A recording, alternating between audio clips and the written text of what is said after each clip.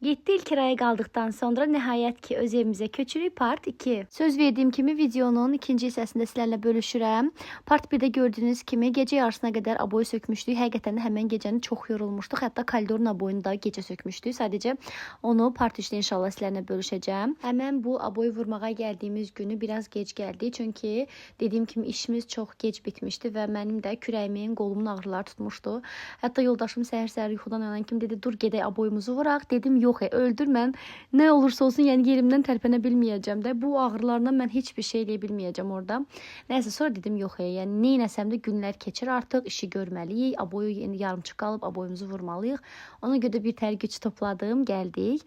Və məndən bir çox izləyici yazıb soruşmuşdu ki, biz də otağımızın aboyunu dəyişmək istəyirik, yeniləmək istəyirik. Necə eləyirsinizsə, prosesi tam çəkin, biz də görmək istəyirik. İşin gücün arasında bacardığım qədər sizin üçün vlog çəkməyə çalışırdım. Əslində çətin bir şey deyil. Videoda da göstərdiyim kimi metrə ilə divarı ölçürük və ona uyğun aboy kəsirik. Sonra isə həm divarı, həm də ki aboyun arxasını kleləyib divara yapışdırırıq. Amma biraz diqqətli olmaq lazımdır ki, aralarında hava qalmasın. Və biz artıq gecə yarısına qədər bu aboyu vurduq, bitirdik. Aboyu vurmağı çox sevsəm də bir o qədər rozetkaların yerini açmağı heç sevmirəm. Yorucu gəlir, xırda işdir, həqiqətən də vaxt aparan işdir. Bu qədər vlogun davamı üçün mütləq part 3-ə gəlməyi unutmayın. Hələlik.